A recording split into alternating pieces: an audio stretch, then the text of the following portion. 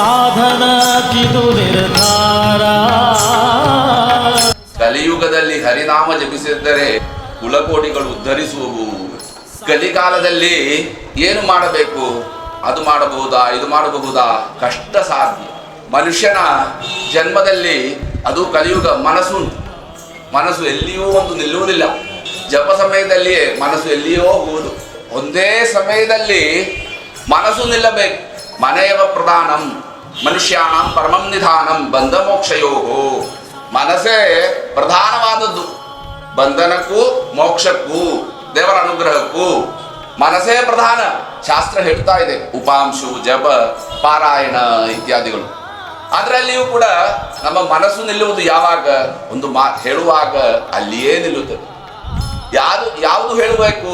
ಪರಮಾತ್ಮನ ನಾಮ ಸಂಕೀರ್ತನೆ. ಅದು ನಮಗೆ ಕುಲಕೋಟಿಗಳು ಉದ್ಧರಿಸುವುದು. ಹರಿಭಜನೆ ಮಾಡೋ ನಿರಂತರ ಸಾಧನಕ್ಕಿದು ನಿರ್ಧಾರ. ವಾದಿರಾಜ ಸ್ವಾಮಿಗಳು ಹೇಳುವುದು ಏನೆಂದರೆ, ಹರಿಭಜನೆ ಮಾಡೋ ನಿರಂತರ. ನಿರಂತರ ಅಂತರವಿಲ್ಲದೆ. ಯಾಕೆ ಹೇಳ್ತಾ ಹಾಗೆ? ಈಗ ಸಂಧ್ಯಾವಂದನ, ನಾವು ಎಲ್ಲರೂ ಬ್ರಾಹ್ಮಣರಿಗೆ ಪ್ರಧಾನವಾದದ್ದು ಬ್ರಾಹ್ಮಣ್ಯ ಇರಬೇಕಾದರೆ ಸಂಧ್ಯಾವಂದನ ಮಾಡಬೇಕು. ಇಲ್ಲದಿದ್ದರೆ ಅವನು ಬ್ರಹ್ಮ ಬಂಧು ಎಂದು ಹೇಳ್ತಾರೆ ಶಾಸ್ತ್ರ. ಅದಕ್ಕೆ ಒಂದು ಸಮಯ ಉಂಟು. ಬೆಳಿಗ್ಗೆ ಮಾಡಬೇಕು, ಅರುಣೋದಯದಲ್ಲಿ ಮಾಡಬೇಕು, ಮಧ್ಯಾಹ್ನದಲ್ಲಿ ಮಾಡಬೇಕು, ಸಾಯಂಕಾಲ ಮಾಡಬೇಕು. ಹರ ಸಂಧ್ಯಾ ಮುಪಾಸೀತ.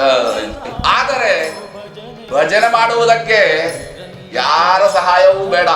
ಮಾತ್ರ ಅಲ್ಲದೆ ಭಜನೆ ಮಾಡುವುದಕ್ಕೆ, ನಾಮ ಸಂಕೀರ್ತನ ಮಾಡುವುದಕ್ಕೆ ರಾತ್ರಿಯಲ್ಲಿ ಮಾಡಬಹುದು, ಬೆಳಿಗ್ಗೆ ಮಾಡಬಹುದು, ಯಾವಾಗಲೂ ಮಾಡಬಹುದು ಮನುಷ್ಯನಿಗೆ. ಅದಕ್ಕೆ ಸಮಯವೂ ಇಲ್ಲ, ಏನಿಲ್ಲ. ಯಾಕೆ? ಸುಲಭ ಮಾರ್ಗ, ಭಕ್ತಿ ಸಿಗುವ ಮಾರ್ಗ. ಯಾಕಂದ್ರೆ ಅಂತಃಕರಣ ಶುದ್ಧಿ ಇಲ್ಲದೆ ದೇವರ ಭಕ್ತಿ ಬರುವುದೇ ಇಲ್ಲ. ಅದಕ್ಕೆ ಒಂದು ಸುಲಭ ಮಾರ್ಗ ಹರಿಭಜನೆ. ಹರಿ ಎಂಬುವ ಶಬ್ದಕ್ಕೆ ಹೃಜ್ ಹರಣೆ ಎಂಬುದು. ನಮ್ಮ ಎಲ್ಲಾ ಪಾಪಗಳು ನಾಶ ಮಾಡುವನು ಹರಿ. ನಮ್ಮ ಪದ್ಧತಿಯಲ್ಲಿ ಯಾವ ದೇವಸ್ಥಾನದಲ್ಲಿ ಒಂದು 24 ಗಂಟೆ ಭಜನೆ ಇದ್ದೇ ಇರುತ್ತದೆ. ಕೆಲವು ಕಡೆ ಅಹೋರಾತ್ರ 7 ದಿನ. ಯಾಕೆ? 7 ದಿನಕ್ಕಿಂತ ಹೆಚ್ಚು ದಿನ ಇಲ್ಲ. ಆ 7 ದಿನ ಕೂಡ ಸಂಪೂರ್ಣ ಭಜನೆ ಮಾಡುವುದು. ಎಷ್ಟೋ ಕಾಲ